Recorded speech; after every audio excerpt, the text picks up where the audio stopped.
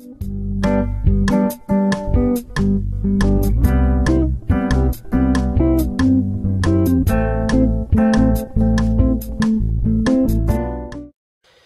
sok szeretettel üdvözlök újra mindenkit a Kisvakon csatornán.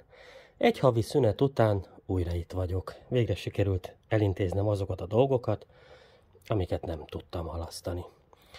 Remélem, hogy ezen túl most már sokkal több időm marad a hobbimra, a kertre. És kezdjük mindjárt egy érdekességgel.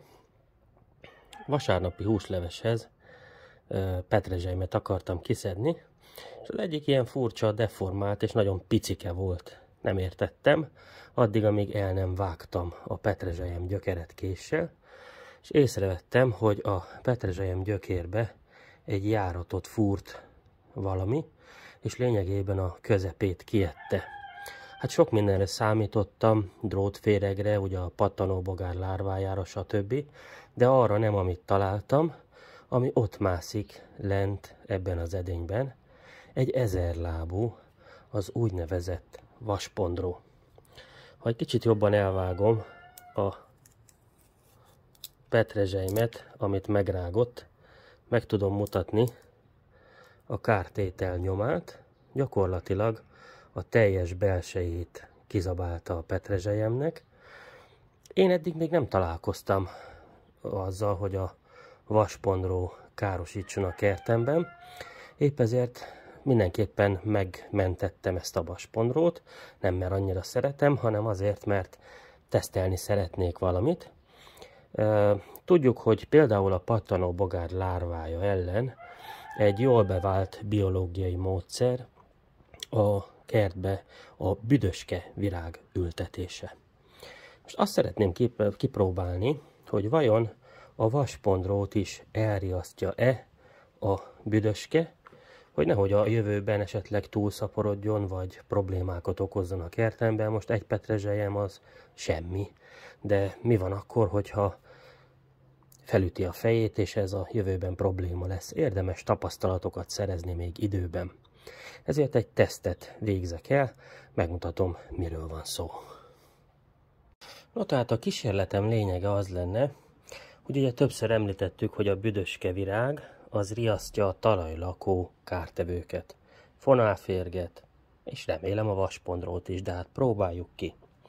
Ide hoztam a vaspondró két kedvenc eledelét, az egyik az a burgonya, egy ilyen pici darabot ketté vágok, és az egyik darabot arra az oldalra, ahol a büdöske van, a földbe szúrom, a másik darabot pedig a másik oldalt szúrom a földbe, és szintén hoztam ide egy pici sárgarépát, ezt is ketté vágom,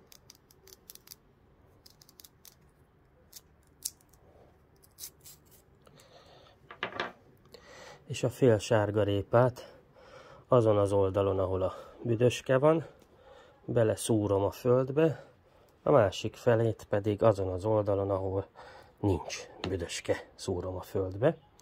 Ugye most ott van a fél burgonya, ott van a fél sárgarépa, sőt, hát mivel most ugye láttuk, hogy a petrezselymet nem veti meg, ezért arra gondoltam, hogy a petrezselymet is fogom csalizásra használni, amit már megrágott, és még ezt a fél petrezselyem darabot is beleszúrom a földbe. Na most, hogy ez megvan, nézzük meg együtt a vaspondrót, aztán beletesszük ebbe az edénybe, és egy hétig várok, és egy hét múlva megnézzük, hogy ha meg nem szökött időközben, hogy mi az, amit megrágott. No, lássuk. Íme az 1000 lábú vaspondró, ami a kártételt okozta. Ő az.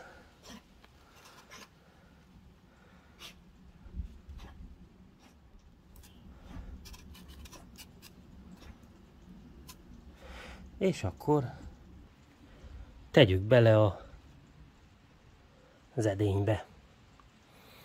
középre tettem, ugye látjuk, itt van, és akkor egy hét múlva megnézzük, hogy mi történt az edénykémbe. Na, üdvözlök mindenkit, hát eltelt egy hét, kicsit meg is száradt a virágom, nem nagyon mertem öntözni, csak minimálisan, hogy ne zavarjam, ha esetleg még benne van a kukacunk.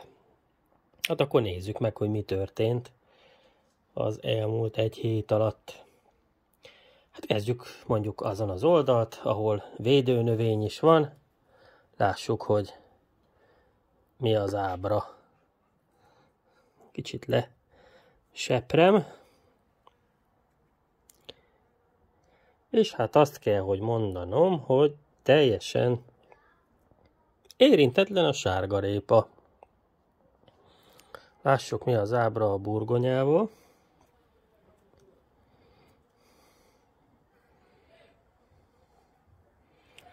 Hát az is érintetlen, lehet, hogy le is lépett, ami rovarunk. Nem tudom. Ezt csak ugye csak csalinak tettem, mert ezen még volt rágás nyom, ugye a petrezselymen, az csak azért, hogy oda csaljam. Na lássuk ezen az oldalon mi az ábra. Kezdjük a sárgarépával. Hű, ez azt hiszem eltört, amikor beleszúrtam, viszont itt látok valamit. Itt látok valamit.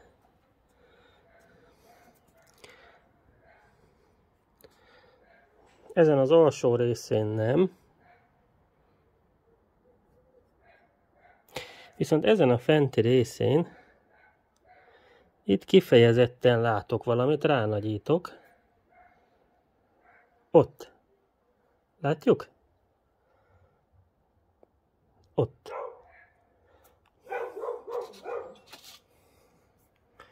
Itt mintha rágott volna valami. Itt határozottan van egy luk.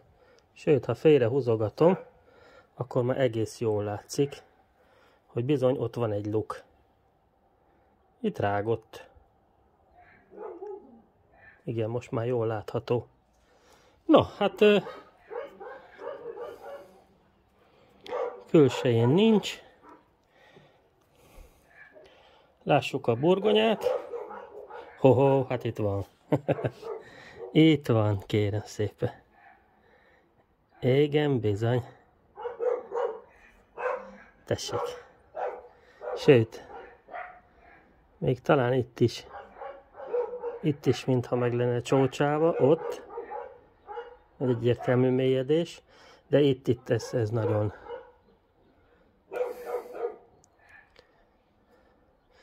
És hátul is.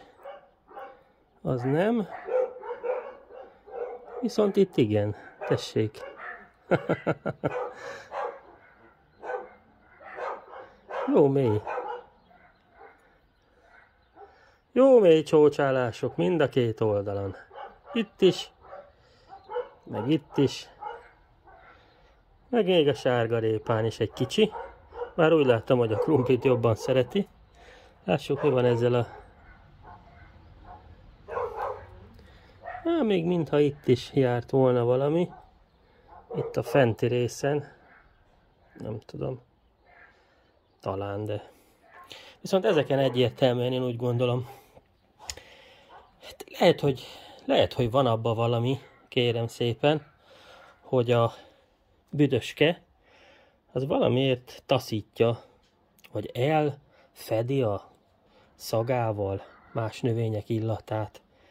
Egy biztos, tudom, hogy ez most nem egy tökéletes kísérlet volt, de számomra azért elárulta, hogy azért mégiscsak van benne valami. És hát ezért van az, hogy én az elmúlt időszakban minden ágyásba, aki követi a csatornát, az látta, hogy minden ágyásba büdöskét szoktam ültetni. Abszolút minden ágyásba, mert ez a sok föld alatti, ez meg az sok gondot tud okozni. Hát köszönöm a megtisztelő figyelmet, én ebből tapasztaltam valamit, remélem más is. Egy kellemes napot, viszontlátásra!